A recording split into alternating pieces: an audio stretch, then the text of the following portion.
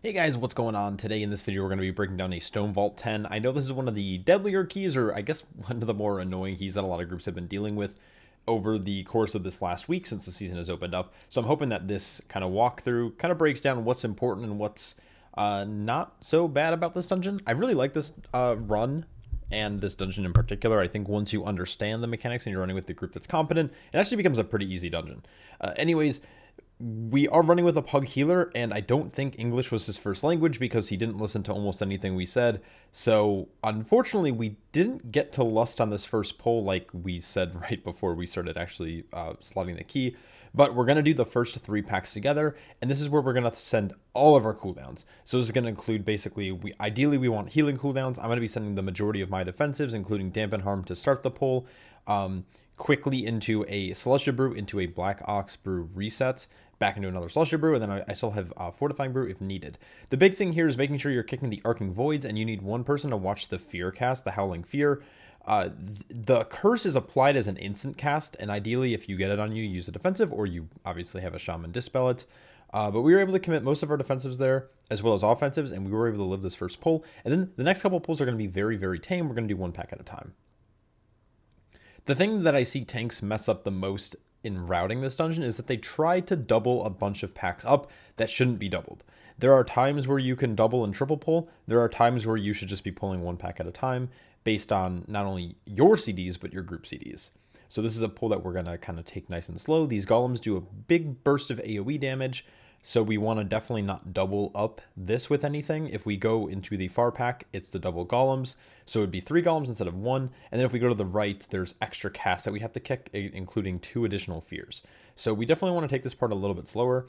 And then once that pack's about to die, I'm going to chain into these 2 golems. The reason why I'm pulling this first is because these golems are actually the spawn condition for the boss. And the boss does have a little bit of RP. Now there is an argument to be made where it's like, well, if you kill these golems last and then you have boss RP, it gives your healer time to drink, which is like a valid argument, I think. But you do want to somewhat optimize how quickly the boss, spawns. And I think doing this first is just generally better, because if your healer doesn't need mana because you played the first couple pulls well, then you can just go right into boss and you don't have to worry about waiting around, which never feels good when you're in a key where there's a timer. Anyways, we're moving into this last pack. The 2 things here are the 2 Void Soul mobs. Cast the Howling Fear. We want to make sure we're kicking it. So I am watching Star. Our warrior is watching Orange. And we're just going to kind of nuke this pack down. After this, we're going to go right into boss. Now, like I said, unfortunately, we didn't get to lust the first pull because the shaman just wasn't really paying attention to what we were telling him to do. So we're going to end up lusting this boss, which isn't a bad thing, but it's definitely going to mess up our lust timing for a later pull, but that's okay. So we're going to pull E.D.N.A a little bit away from the middle. I like to play around the edge of the room, preferably. I just find it easier to do. You can kind of control your group a little bit more when you're playing towards the edge because you force players to be in the center, so it's easier to get stacks or these little earth spikes stacked up. So you can see here, I'm actually trying to turn around to face my back to the boss because this tank buster is dodgeable. Any Brewmaster monks who played during Season 3 of Dragonfight might remember Blackrock Hold on the 3rd boss, Hate Smash, or Hate Spite, or whatever his name was. So what you can do is, because our dodge was nerfed and our mastery was nerfed a little bit, you definitely want to be aiming for like roughly 6 stacks. Now the first 2 I end up taking just because I'm not getting the timing right because I haven't had a lot of practice doing this. But later in the encounter, I don't think I get hit again by any of these, which will be pretty good. Maybe I'm wrong about that, but I'll point it out when we get there. But basically, the idea is that you want to be tracking your elusive brawler stacks, and you want to force yourself to try to have more than like 6. So right here, I'm at 5. The tank buster's coming out. I'm at 7 because of the blackout kick, and look at that, I dodged it because I had 7 stacks. And so there's an argument to be made here too that it's like, well, maybe you should take it because the dispel gives you a DR, but honestly, the damage over time effect is very, very scary.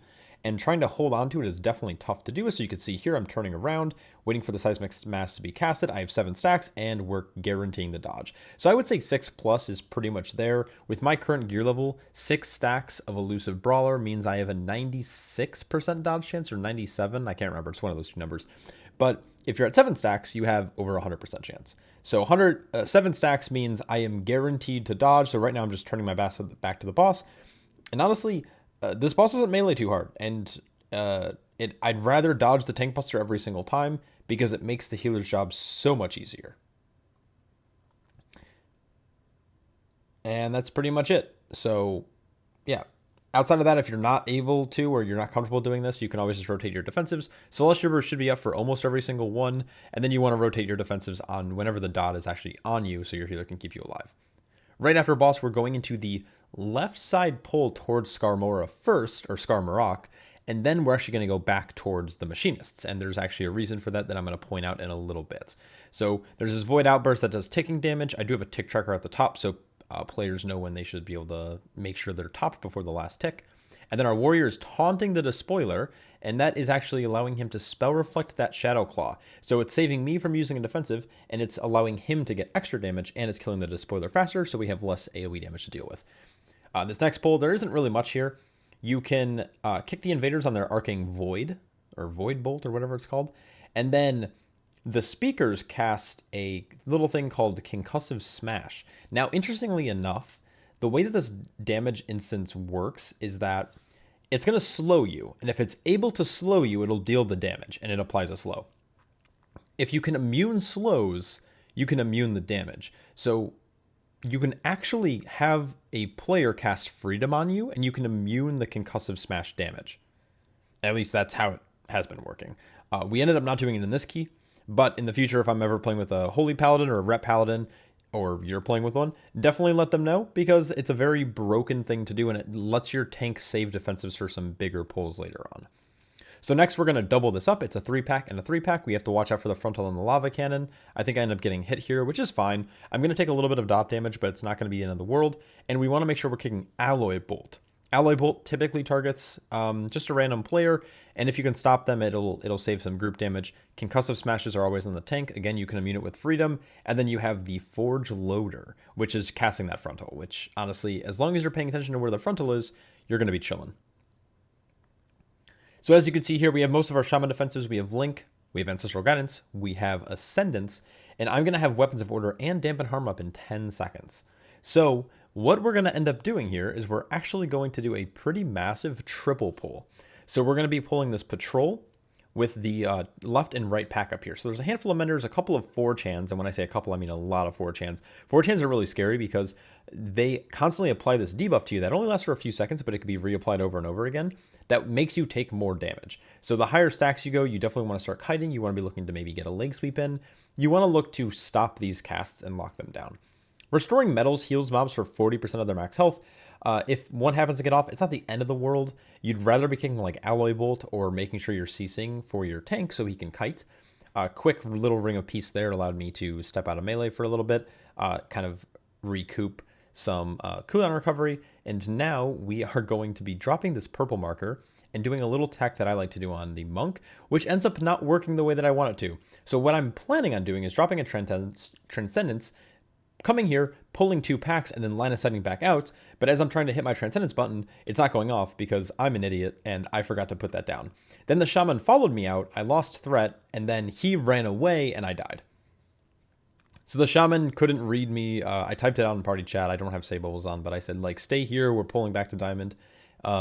Luckily, they ended up kiting this pull out, and I'm going to just waddle my way back, and we're going to recover it quite nicely. But the idea is you set a Transcendence, you run around the corner, you pull 2 packs, and then you transcend back. And what that does is it allows you to pull mobs back out to an area without pulling any other trash that is a little bit more comfortable to pull in. And if anyone does need to kite, specifically the tank, they can do so in a manner that doesn't require you to accidentally, or doesn't have you accidentally pulling any other trash mobs, because that can easily lead to a wipe. But obviously, in this pull, we're going to be mostly looking to stop these Restoring Metals and Alloy Bolts. The Concussive Smash, once again, can be immune by things like Freedom. Unfortunately, Tiger's Lust does not immune it. It can remove the debuff, but removing the debuff doesn't really matter outside of having a little bit more mobility. But there's nothing to really dodge here, outside of maybe if you just wanted to kite just melee swings. And this pull will go down nice and shortly. So a little oopsie on my part. I think that's the only death I had in this run myself. I think we had a couple other deaths to just like random stuff, but we're chilling. So I'm removing the marker. Now the interesting thing about this is dwarves, blacksmiths, and warriors can actually pick up a 10% versatility buff way out here in this corner. So what I'm going to do is I'm going to roll in here and tag the other pack with Crackling Jade Lightning, and then we're going to sit in this corner and make sure we group up all of these mobs. And what this is going to allow is for us to not only get the versatility buff for this pull, but it's also going to allow us to get everything kind of line of sighted and stacked up, just nuked down. Again, these mobs don't really do much. Yes, there's an alloy bolt. Yeah, there's a lot of melee swings in these forge hammers or forge hands, but honestly, now we have a lot of room to kite with because we've cleared most and if not actually all of this area. So I'm not too worried about the rest of this pull. Doing my best to help with these orbs as best I can. It's not always the easiest. When I have to commit my CC to keeping myself alive, like Leg Sweep and Ring of Peace, I depend on others definitely to make sure that they're stopping the orbs. And that pull goes down, and we have a 10% versatility buff now. I don't remember if I hover over it here, but it lasts for 10 minutes. Similar to the mushroom buffs from Mist of Tyranid Scythe. It's definitely worth grabbing if you can. If you have a blacksmith in your group, or you have obviously a warrior or a dwarf character, they all have access to this, which is really, really nice for this boss. And it's because we cleared that first pack going towards Skarmorak, we're now going to have it for the majority of that hallway, if not all the way up till the first boss, or the second boss, I should say. So we're looking really, really good. And then actually in reality, it's actually more like the third boss because we'll be doing him third. This pack, kind of same thing. There's a couple of speakers that you want to kick. There's a couple of guys who do concussive smash, which you want to, well, just be careful on. And we're going into boss. So this boss has been really tricky for a lot of groups, and they have a somewhat inconsistent boss timer, which I hope they fix. The thing that I've found for this boss that works best is always pulling the bosses to the center after the cube, because it allows your group to quickly navigate to whichever vent is open, which is kind of the name of the game here. I think there's a cheese spot somewhere that you're allowed to stand, but we end up not using that strategy. Maybe if I ever do it in the future, I'll show you guys, but there's a way to like basically have range players AFK and just they don't have to dodge anything, they don't have to move, they don't like, it's like there's a little spot that never gets affected by any mechanic.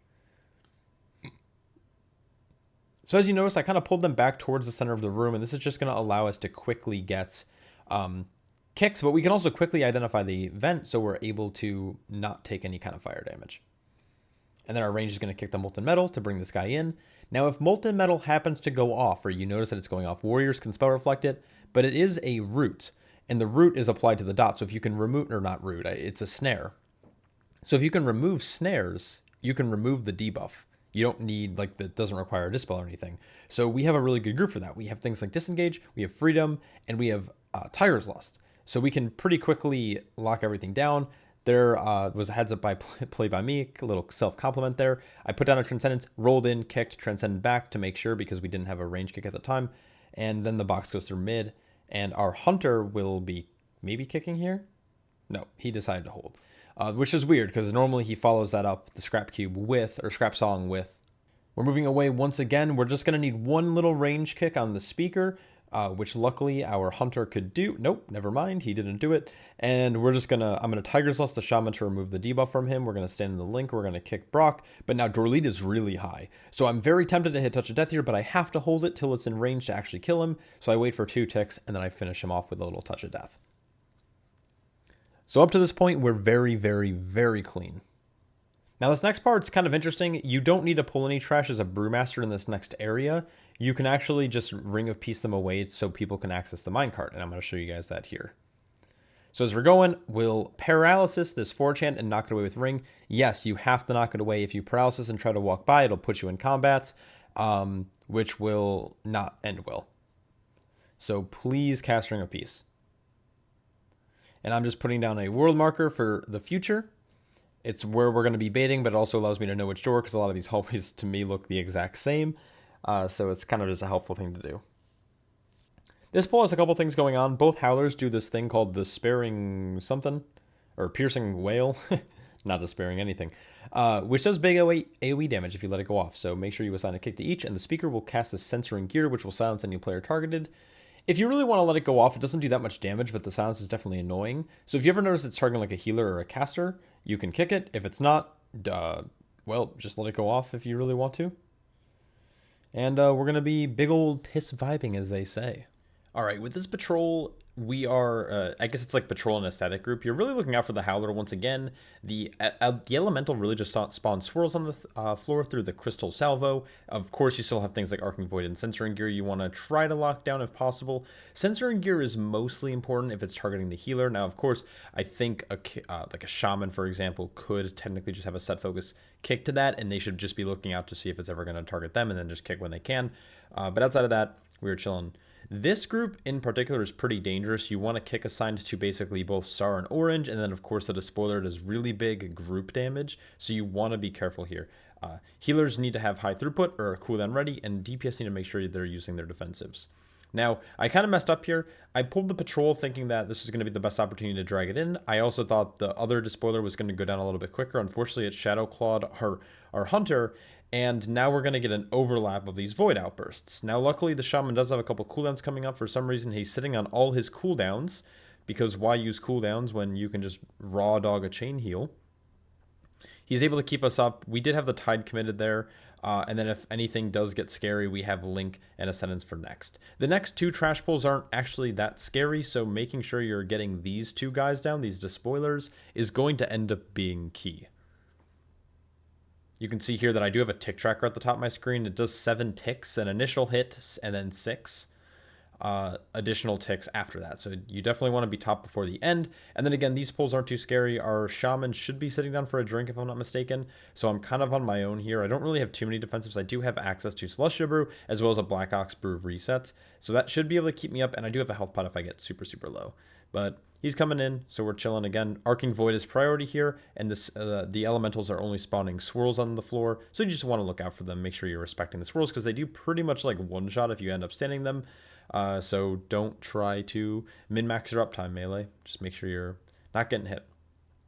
And this is relatively a mirror pack outside of there's an additional elemental, instead of having a like one of the censoring gear throwing dudes. I don't remember what they're called. Watch your feet. Kick Arcing Void, and this pull will go down pretty quickly. The Shaman is full mana, so we're chilling, and he also has a ton of cooldowns in his back pocket, so we're looking good for this.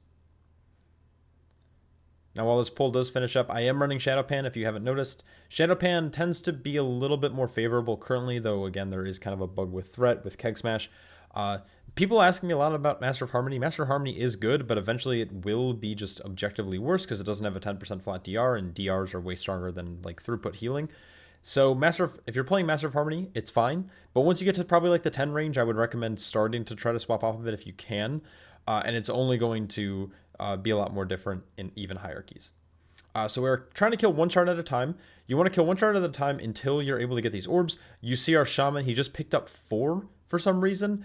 This was actually really upsetting me and our group, because you want damage to be able to get through Skarmorak's shield. But if you have a healer just picking up all the orbs, it doesn't really make sense. Now you can justify picking up 1 or 2 really early, because the healing throughput for these ends up being pretty strong to kill all of these shards, because the healing increase is actually available permanently, where the damage increase only applies to this Void Discharge shield. So having a healer pick up maybe 1 or 2 like early to keep the group alive makes sense, but to pick up 5 out of the 10 orbs is dangerous. Plus, every stack you gain, you're going to be taking increased ticking damage, and if you're not careful as a healer and you don't use a defensive, you could end up perishing. So once again, the Shaman picks up 3 there, which again I don't think makes sense. I would say maybe 2 max, and you let the tank not pick up any. And you let your DPS pick up the rest.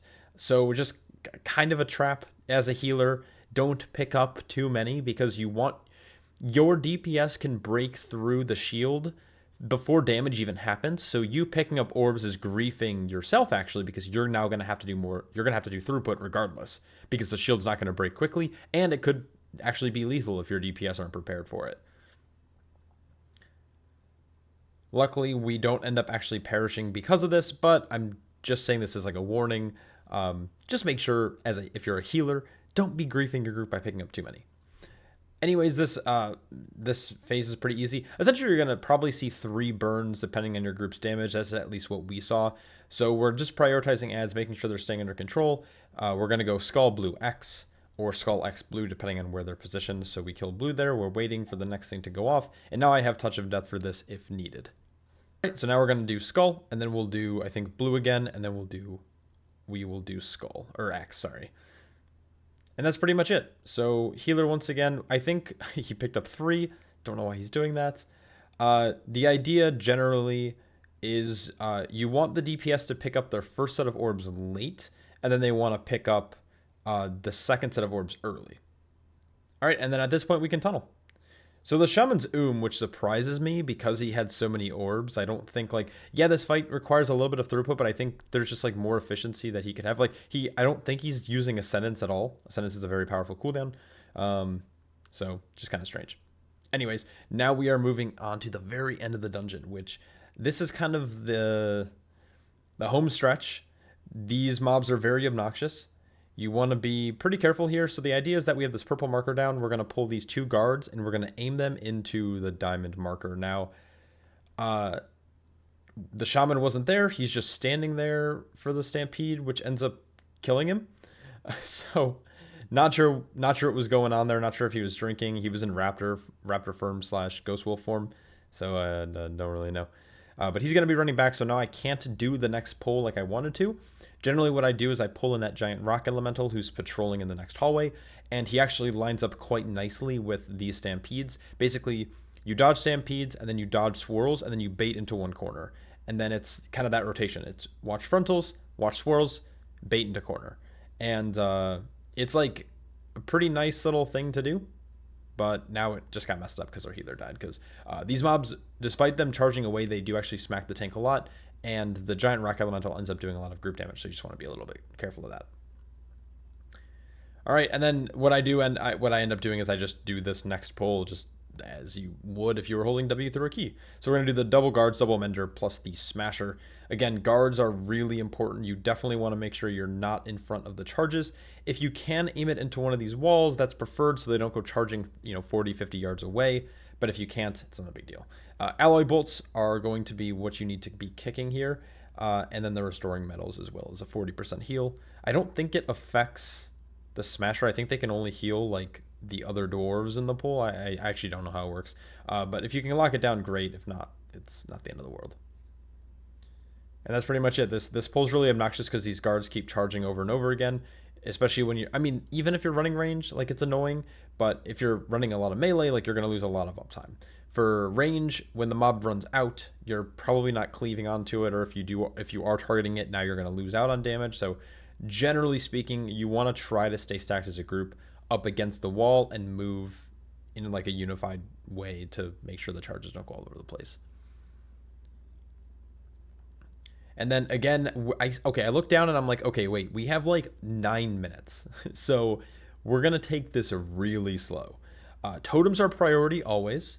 You never want to leave these like alone. They aren't affected by cleave, but you can cleave off of them. So melee DPS should prioritize them, but if you can't kill them quick enough, range should definitely try to swap and put a couple globals into them. If these go off, at least in this level of key and with our current gear level, you're pretty much going to die. I don't think there's a lot of recovering from it. I'd imagine it just scales with fortified, but it's very scary damage. So this next pull, I'm going to be knocking these 2 mobs away because we do not want to pull these together. The Stonevault casts kind of destroy the tank. They generally target the tank. And then the Smasher does a lot of AoE damage, so you want to be careful of that. So these totems come down, 2 spawn. None of our DPS are swapping to them. I'm trying to, but I can't seem to hit one. 1 goes off, and 2 goes off. And that's it. That's the pull. So respect the totems always. I see this has happened in a lot of groups that I play with where we pull these Stone Shapers and almost immediately no one swaps to the totems because they're like, oh, it's just like this random thing that'll just like do a little bit of damage. And no, it wipes you. So I was typing in party chat. I was like, please focus totems for the love of God. And we'll actually time this key, which is pretty good. Stonevault is definitely a little bit more difficult of a key. I don't think it's the hardest key. And I think once you understand all the mechanics, it's actually probably one of the easier keys. But it is a fairly intense mechanical dungeon. So if you can do the mechanics, it's easy. If you can't, it feels near impossible. There's obviously some other issues with like specifically like the machinist fight that's just complicated, but we're going to go back into this again. We're trying to prioritize the stone shapers. Warriors can do this really cool thing about like you can actually taunt spell reflect because they always target the stone bolts at their primary target, so the tank. So like a fury warrior, for example, can taunt off and deal big damage with spell reflect. It's roughly like, at least at this key level, I don't know if it changes or how it scales exactly, but basically it's like 10% of their health that they can take off, and you can do that twice and just kill the mob basically with a fury warrior in your group. And if you're a prot warrior, even better, you can just spell reflect at natty and kill the mobs. Now the one thing that's interesting about these two is that these guys, their debuff that they apply to the group doesn't drop when you kill them, and when you pull the next one, they'll do their like little smash rock cast 10 seconds in, about 10 to 12 seconds in. So you want to make sure you're eyeing your debuff, and if you pull right when it was refreshed and you go into this pull, the damage is going to be even higher on the group, which you don't want. So generally speaking, after that first pull that pull that we just did, you do want to take a break, let the debuff almost drop off, let your healer get mana before you go into this pull, because it's just going to be a shit show. Now, obviously, it depends on your time and your different situation that you're in. But again, we're pretty healthy on time. 5 minutes for the last boss with Lust. This is roughly a 3-minute encounter at this level with the level of damage that we have. So I'm not too stressed about our timer currently. And our percent will be just shy of like, or just a little bit over 102. The route's a little bit over, but because of our strat around like the 2nd/3rd boss area where we skip all the loaders to avoid frontals and stuff to get the verse buff, I just think it's worth the trade-off. I mean, there's nothing else that we can really do. There's no packs that we can skip, ideally. So it ends up being fine with the way that we're doing it. So, all right, lastly, this fight. The priority for debuff... This fight is easy. It's annoying, yes, but it's easy. Respect the debuffs. Whenever Void Corruption comes out, your squishiest DPS and a healer should drop immediately. Like, forget what you're doing. Run face first at a portal until your debuff drops. So here, in this case, we have Shaman and Hunter dropping immediately, and then these debuffs come out. So then the two melee DPS, or in this case, it's our Rep Paladin and our Warrior, could both pick a portal that have swapped. They run to that right when it lands. They're not only dropping their debuff on the outside of the room, but they're also dropping their debuff. And then as the tank, I can go last because, again, I can just rotate defensives. There's no tank damage on this fight. So essentially the tank damage is you just end up holding on to your debuff longer. And that's it. Drop your debuffs immediately and you're good. The damage ramps up every 3 seconds. I don't know exactly the value or the percentage that it goes up every time, but again, I just can't stress it enough. Just respect the debuff. I don't think we end up losing anyone here, but like I've done Stonevault on 7, 8, 9, and I've lost the healer during this fight, and everyone still stays alive and we kill the boss. You definitely don't really need a healer for this fight if your group plays well, because almost everything else is pretty avoidable. If you're able to get these circles out, this entropic reckoning, and then you can get out of the poop on the ground quickly, like you don't really take damage. And if you're able to drop your debuff quickly, you also don't take any damage. And then again, the frontal is avoidable. Now, my general strat is I like to keep the guy in the center of the room because it makes it easy for every single DPS to either maintain their uptime if they're range, or it allows for melee to have the least amount of travel time possible to get back here, no matter where the portals are around the room. And I think that's a kind of like the secret to having a successful kill on Eirich here. Sometimes sometimes it's a little weird with how you have to run out, and you definitely run out of mobility. But if you play it safe and just waddle your way on out and cycle your defensives, you'll be chilling. Like you could see here, all of the other fights, our Shaman ended up doing like 1.1 or 1.4 million DPS. On this fight, he's doing 700k, and right now, like everyone's super topped off, and we're looking really healthy. And so like the key here is like you want to run out towards a portal when this happens.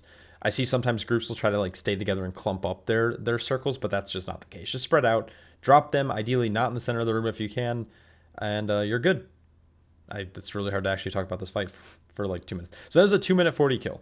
So very fast boss. It's obviously fortunate that we had 2 range. I've seen full melee groups with this, and that's definitely not fun. But anyways, that's the key. I hope this makes sense. But yeah, if you want to copy the build, the loadout is going to be down in the comments below. Anyways, I appreciate you guys so much. That is the 10 Stonevault run. Big shout out to all my Patreon supporters, because without you guys, I wouldn't be able to do stuff like this, which is pretty cool. This is probably my last commentary, at least of this week.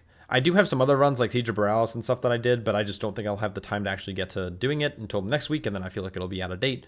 So I'll probably do more commentaries in the future as I start to get them done, and you're probably going to start seeing me hopefully into that like 12 and eventually maybe 13 range.